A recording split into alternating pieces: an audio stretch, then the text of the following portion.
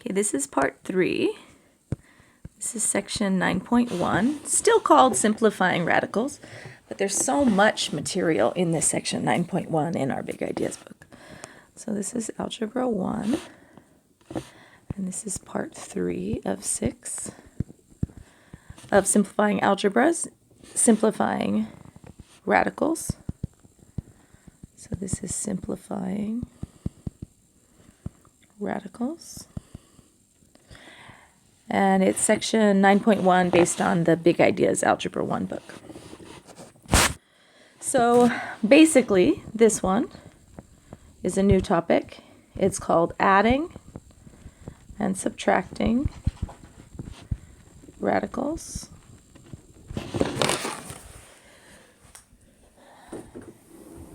Hey, puppy. There you go. Okay, sorry. Penny just wanted to come in. Okay, so adding and subtracting radicals. Now we're going to only add and subtract like radicals. It reminds me of things like this. What are other things that are like, that we've called like in Algebra 1? We've said 2x plus 3x are like something, like terms. And then we keep our like term. Or if you had 2x to the third and 3x to the third, we keep our like term. We add it and keep our like term. You can think of fractions as like terms. I call them like fractions. You add the numerator and you keep the like denominator. So that's where you've seen this before. Okay. We have 2 square root of 7 minus 3 square root of 5 plus 2 square root of 5 plus 10 square root of 7. So what we're going to look at is we're going to see if we can find any that are alike. So the 2 rad 7, we need to find a radical that is like with the rad 7, the 2 rad 7. So we're going to find the one with the same radical. And then remember, when you underline, is also underline the sign in front of the 10. So I have a positive 2 and a positive 10, so that's going to make positive 12. And then for the radical, you're going to keep the like radical. And then you have to check, do you have any more like radicals? So I have a negative 3 rad 5. I have a positive 2 rad 5. So are they like radicals? They are. So I have negative 1. And then I keep the square root of 5. Now the square root of 5 and the square root of 7, vice versa, but the square root of 7 and the square root of 5 are not like radicals. So you're done. That's it. They're pretty friendly. We'll call this one example 1. Example 2. So I have radical 15 minus 7 radical 15. The 15 makes me think maybe there's a tree. But nothing comes up. So that didn't help. So the only problem with this one is the radical 15 doesn't have a coefficient. It doesn't have a number in front of the radical. So what did we do when we had other things that didn't have something in front? So what if we had x minus 7x?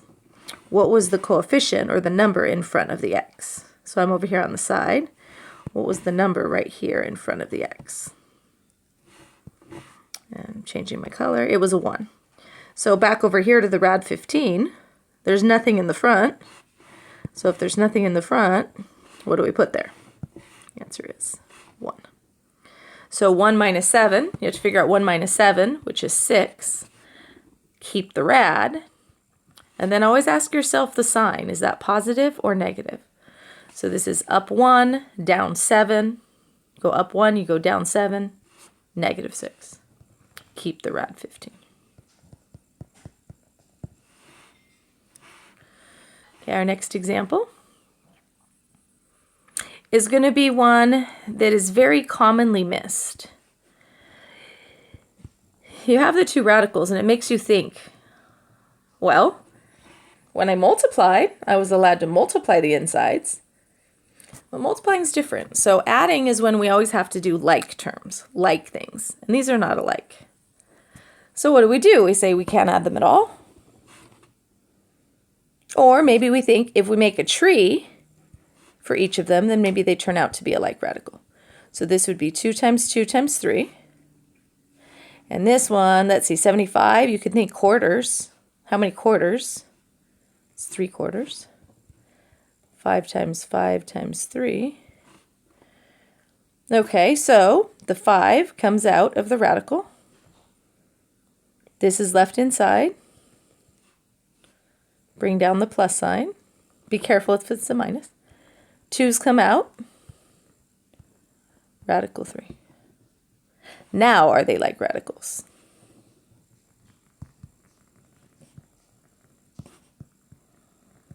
So let's see. Are they like radicals? What makes them like radicals? Like radicals means that you have the same radical, which we do. So that would be 7 radical 3's.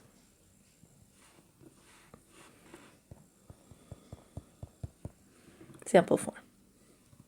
Now, I do want to write something over here. Let's put a big does not. So put a big no.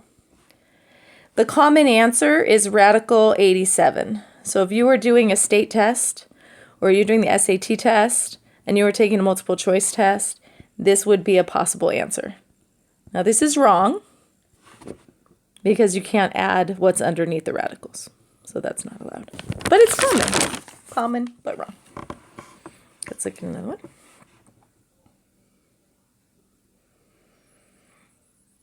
I had 5 examples, but I think I want to add one. I want to tell you what happens if you have a number in the front. So say you have 5 radical 18, and then you have minus, let's say, 7 radical 8. Now I think we did this before, a long time ago, don't remember which chapter, first semester. Or maybe that was my Algebra 2 class. So I'm not sure you've seen this before. Okay, so 3 times 3 times 2. Now when this 3 comes out, what does it do to the 5 that's already outside? So you have the 5, you bring the 3 outside, then you have your radical 2. It doesn't make 53. It's a times. So 15 radical 2. And then this one, same thing. So 8 is 2, 2, 2. It comes out. What do we do when it comes out? Keep the minus. Keep the 7. The 2 comes out. You're still stuck with the 2 inside. So whenever you have more than one thing outside or more than one thing inside, you multiply them. Minus 14 radical 2. And then the answer would be 1 radical 2. Or, can you think of another way that that would still be right? Radical 2, without a number in the front. So either one would be fine. Okay, so we have 2 more examples. So example 5, we have 2 radical 3, and then we're going to distribute it. I kind of gave away the secret. Plus 4 radical 6. I should have waited and asked you that question. Okay. Anyway, what do we do when we see parentheses? What do we see when we see parentheses? What do you think? So the answer is multiply. So multiply, or we use the word distribute usually. Right? So distribute. So when you're multiplying these first 2 things, the 2 radical 3 and the radical 5, you have to use the rule that we used the other day, which was out, well, earlier today, I guess. So out radical in times out radical in.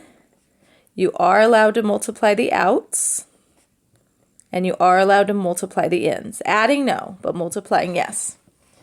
So you can look here and say, well, I can multiply the outs, but there's no out in the front of the rad 5, so you could treat it as a 1, or you might just know to write 2. You are allowed to multiply what's inside. You don't have to worry about like things when you're multiplying. And then you multiply the outsides, that's 8. And you multiply the insides, that's 18. Now these are not like radicals, but we don't know if they simplify. So we had to make a tree. So that's like 9 times 2, 3, 3, 2. Who comes out? 3 comes out. What do you do with the 3? You bring it out. You leave the 2 inside. But what do you do with the 8 in the front? You multiply. The 15 is what? 5 times 3? Both prime. No one comes out. So not helpful, so you just rewrite it. Just bring it down if nothing can happen. So 2 radical 15 plus 24 radical 2. So are they like radicals? And the answer is no. So you're done. That's the answer.